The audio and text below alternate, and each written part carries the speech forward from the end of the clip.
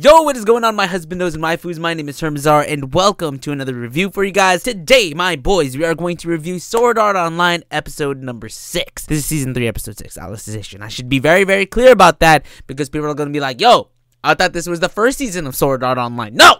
This is Alicization, my boys. So I have a lot of things to say about this episode. A lot of information has passed through my brain that I honestly, to be honest, I need to rewatch it. I'm reviewing it, and I should be rewatching it, but I wanted to review it anyways. Because this is kind of like a first take kind of thing. And of course, please, I know, and I'm happy that I have a lot of you light novelists as well as people who just are dedicating your time to actually study what we're watching, kind of informing me on more things, not more so that I missed, but also things that I did not really understand. So correct me if I'm wrong, because holy shit, there was a lot of information that was brought to us in this episode, which also gives me another layer of Sword Art Online, which makes it really, really good, which is why I enjoy it, because there's so much. People, like I said in a previous review, that people were complaining that there was no action, there was no this and that, we're back into the real world, we don't care about that, we want to be where Kirito and Yu-Gi-Oh are. But in order for us to move past that and to understand where we're going, we need to actually get to this point where Asuna is trying to find Kirito and try to get answers from the robe guy.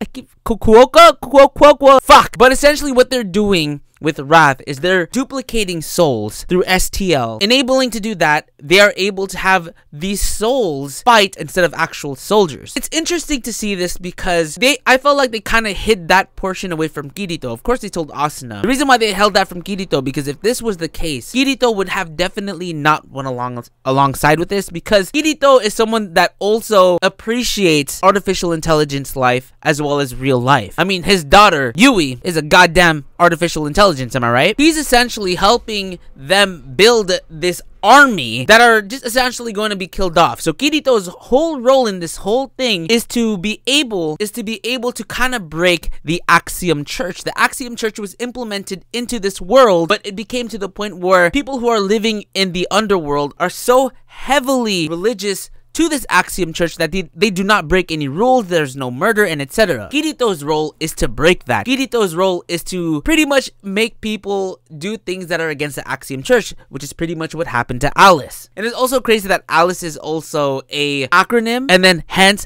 Alicization. For some reason, for the amount of time that I've been watching this anime, 6 episodes in, I did not put 2 and 2 together. I was like, Alicization, Alice. I'm a goddamn dumbass. Also, we got some backstory on Heathcliff's waifu.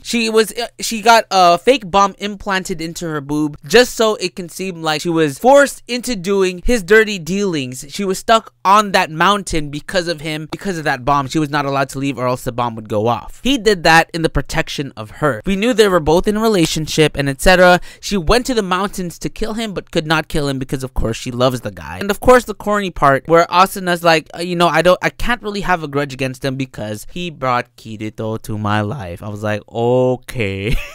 This episode, though very predictable on the things that we were watching, I will say I like that it added this other layer of where we are at in Sword Art Online. And I'm hoping that this next episode we're going to be brought back to where Kirito and Yu-Gi-Oh are, because I don't want a 3-episode explanation of what this world is going to be. Maybe 2.5. Maybe they could like have 5 minutes of more Asuna and then we go into the world of Yu-Gi-Oh. But then I'm assuming that we're gonna get back to the underworld in the next episode. That's essentially what's going to happen, or else they're gonna essentially lose viewers, because I know people care about this other world, but then in an anime sense, we kind of need to keep the pace moving. We need to keep it moving. Not that I'm saying that I would complain, because even if it was another episode of explanations, of course I would personally watch it. Though if they're going to, you know, prolong it, I would say they have to kind of just move it on along, because this episode was a lot of information to take in. And though I enjoyed the information, and even though my brain heavily overloaded, my boy, it was good information. It explained a lot what we were going through, and it added what Alicization was all about. And it's crazy because the girl, it seems like these artificial intelligence, these souls that are implemented into the underworld, it's crazy because they started with a few and then they created a whole population. 3 weeks was equivalent to 300 years into that world, which is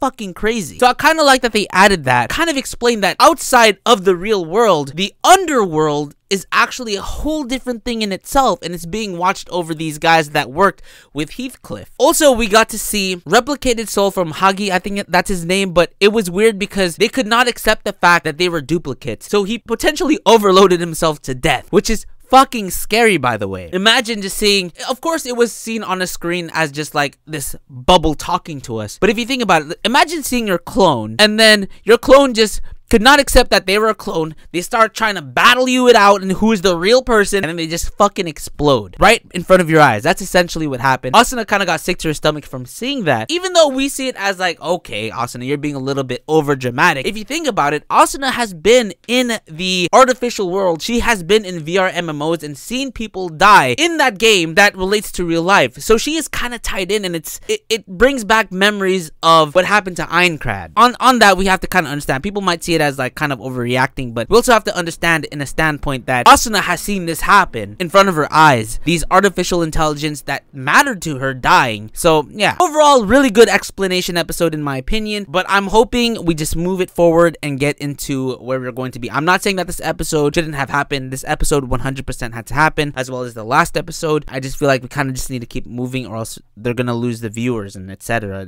I doubt Sword Art cares, but you know what I'm saying. Anyways guys, thank you so much for tuning in. If you guys enjoyed, make sure you guys go ahead and drop a like for me, because that would help me a lot. Leave me your theories. Let me know if there are some things that I missed in the comment section below. It's greatly appreciated, and I will see you guys in the next one. Oh, for people asking about Radiant, check out the community tab. I talked about it a little bit in there, so I'll see you guys in the next one.